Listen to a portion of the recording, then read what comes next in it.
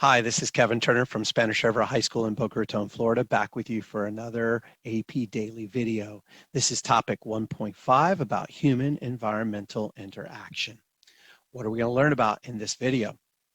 So, three big topics when we talk about human environment interaction: sustainability, which you may have talked about in a science class before, natural resource use, land use. All of these things are very geographical. Remember, we've said before, geography is everything and everything is geographical.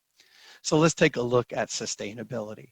First of all, these are the kinds of actions that are going to provide us an immediate benefit, but are also going to preserve resources for future use. So it's almost like, think about just the way that the word sustain is used in general usage, right? It's something that can go on and on and on. So for example, if we're manufacturing our own power, close to where I live here in South Florida is a big sugar cane facility, and they use a byproduct of the sugar cane to burn and generate their own power. They're basically not even utilizing power from the grid. They sell power back to the grid. That's sustainability. Resources. We all know that resources are things produced by nature that we use as humans to make our lives better. And we have natural resources, and we know that those can be renewable or they can be non-renewable. Renewable resources include food crops that we can replant, trees that we can replant. And again, that is sustainability with those renewable resources.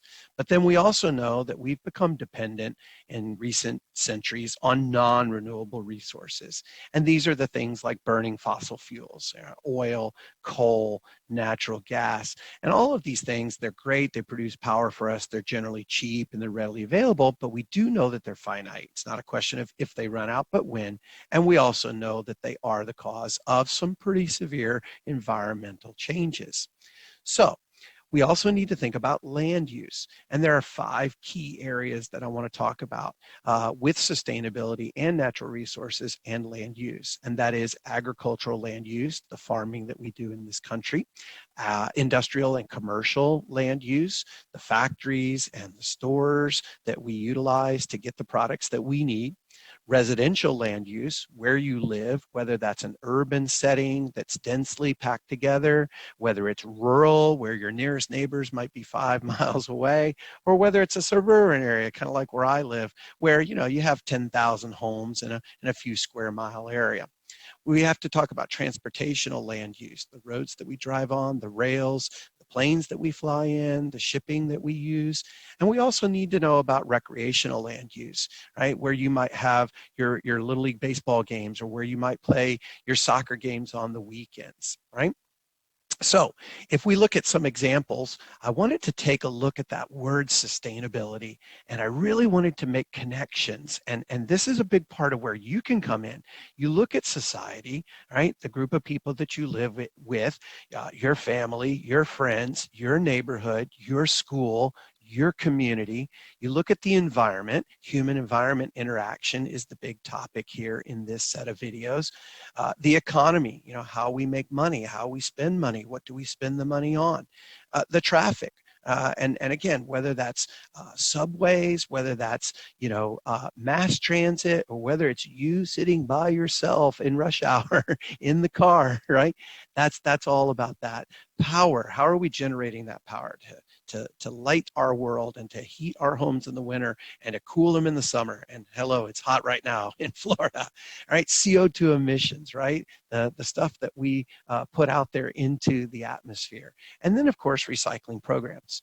And I wanted to point all this out because no matter who you are, no matter where you live, all of these things are in a interconnected relationship. And that's, again, something really big with human geography. Geographers are always looking for relationships between the patterns and the processes that explain those patterns. So again, for each of you watching this video, you could look at these and say, how is my life in this rural small town, right? Or in this suburban neighborhood, or in this densely packed urban environment? How are these things in my life similar to or different from a student who may be in a different part of the country, a different region, right? A different climate area, right? At a different income level, right? From a different family background. That's what's really important about geography, is looking at those patterns and those processes. So let's practice a little bit. Right? On a recent AP exam, there was a question that asked, it's generally agreed that the current trend in climate change is caused by, right? And you look at some of these answers, and I want you to focus, right? As a test taking skill, you look at that word cause, not the effect, the cause. Because you look at letter A there, sea level rise. Oh, we hear about that a lot. Oh, but that's not the cause of the environmental change. That's maybe an effect of it. Reduction in biodiversity, right? The tilt of the Earth's axis, that's kind of an oddball one there. Changes in the velocity of ocean currents, all right? If you look at some of those, some of them are clearly distractors, right? Some of them are pretty good, but you look and you say, you know, we talked about it earlier in the video, because we are using fossil fuels, because anytime you burn something, you're releasing CO2 into the atmosphere. Yeah, increased fossil fuel use does have some climate change effects. So what should we take away from this particular video? Patterns and processes. I can't tell you how many times this is going to be relevant to you throughout the year. Geographers analyze the relationships among and between places to reveal these important patterns and processes, all right, that shape the patterns. And remember, economic, social, cultural, political, environmental. So human environmental interaction is often sometimes called cultural ecology. And if you break that word down, right, culture is always going to be defined as way of life. Culture is a uniquely human thing. It's who we are and how we live our life.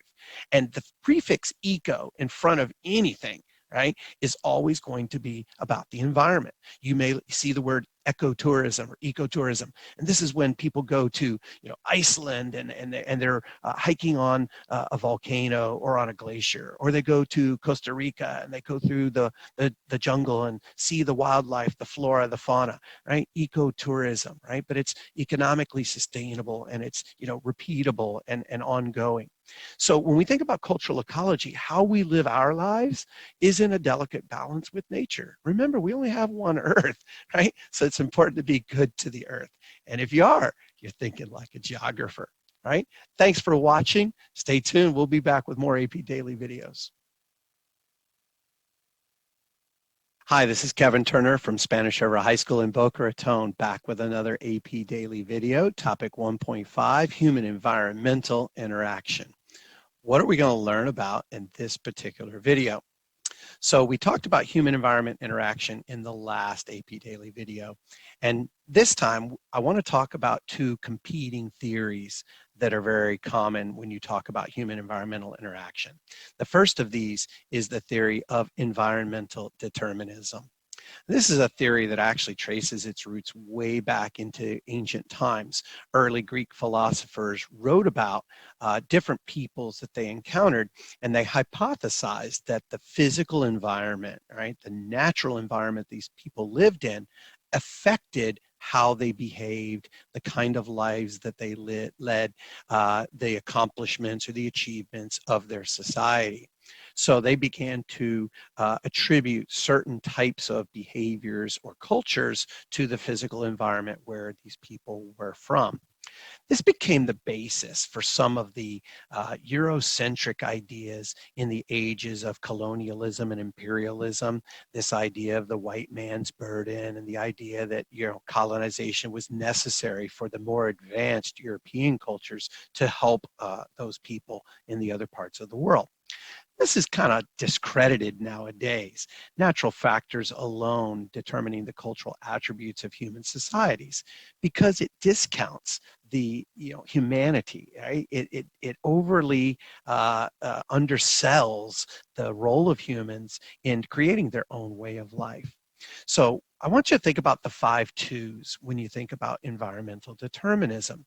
The idea that there are places in the earth that are too hot, too cold, too wet, too dry, or too rocky for people to live in, right? Generally speaking, you can see that that is true for a lot of parts of the earth.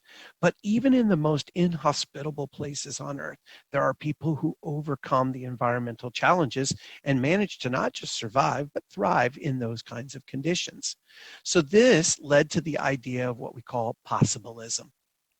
And possibilism is this idea that, yes, the physical environment does have an impact on us. It does affect our way of life, but it is not the only factor. It's not the deciding factor. It might place limitations, but humans, through their own agency and their own hard work, their innovations and their inventions, their harnessing of technology, that they can overcome those challenges. And so generally today, we see that possibilism has become more accepted, right? It celebrates the human spirit in adapting to these 5 twos. So let's look at an example of what we mean when we say overcoming physical challenges. If you've ever traveled through Southeast Asia, and I've been very fortunate. I've been to Myanmar and I've seen rice being grown also in Malaysia. Places that are incredibly mountainous, the Philippines, Vietnam, very rugged terrain. This is a very common practice in this particular picture from the Philippines, where people have cut into the side of the mountain so that they can have flat steps, right, or terraces, that's why it's called terracing, for them to be able to harvest their rice. And they'll flood each of the little terraces, and then they'll work these fields. You can see the cluster of the housing right there, kind of in the center top of the picture. And you'll see this terracing takes place not just in Southeast Asia, but really any mountainous part of the world. People have done this. When I traveled to Peru, you can actually see places where the Inca cut into the side of the hill, like Machu Picchu, for example. Right? So when we think about this, this is a perfect illustration of what I mean when I say possibilism, overcoming, right, those 5 twos, too hot, too cold, too wet, too dry, too mountainous, right? So let's practice. We could see some test questions that might ask us about these theories. So this first one, kind of a lower level question, not too challenging. Which of the following is the primary assumption of environmental determinism? And one thing I want you to see as you look at these answer choices is the parallelisms that often run through our answer options. You look at A, B, C, D, E, and you'll notice that the word environment appears in every single answer. So it's not like you're going to be able to, start throwing things out. Oh, it can't be that. It doesn't even talk about the environment. All of these things, right, are talking about the environment. But A says human destiny is controlled by the cultural environment. Be careful. The word cultural changes everything about that answer. We need to be looking for the physical environment, right, that's controlling human culture. But notice how the word culture is thrown in there, right? The physical environment has little influence on humans. It's actually the opposite, right? The theory of determinism says, no, it has a huge impact. Humans have complete control over the environment. Well, that's more possibilism. Many human adaptations are possible. Look, the word possible is in there, right? But then let's look at E. The physical environment controls human culture, right? So there's your answer. And then let's go to another one that also has environmental determinism in it. But here, it's going to make you take a little bit of a leap, and it's going to take, you have to take something you know and apply it to this situation. Which of these areas of the world would have the most productive settlements, right? Where are people thriving and meeting all of their needs? Tropical regions, temperate regions, mountainous regions, Arctic regions, arid regions. Remember when I said about the 5 twos, right? Too hot, too cold, too wet, too dry, too rocky. We're looking for that Goldilocks, right? The area that's just right. Well, look, tropical, it's hot and wet. Mountainous, oh, it's really steep. I know we talked about terracing, but generally speaking, flatter areas would be more productive. Arctic regions, maybe too cold. Arid, that's a fancy word for saying dry. So when we look, what does temperate mean? Right? It's moderate, right? It's not too hot. It's not too cold. It's not too wet. It's not too dry. So there's our answer. Temperate regions theoretically are going to have the most productive settlements. Hopefully some of these practice questions, these MCQs, the multiple choice and the FRQs, the free response questions, are helping you get an idea of where we come from as test item writers, right? Of what you might see, not only on your classroom tests, but at the end of the year on that AP exam. So what should we take away? Like any science, geography is full of theories. And remember that theories are theoretical, right? They're not laws, right? So to think like a geographer, you need to be able to explain the how and the why of these theories. And you're going to see a lot of them throughout the year. You're going to see theories, you're going to see models, and they don't always work.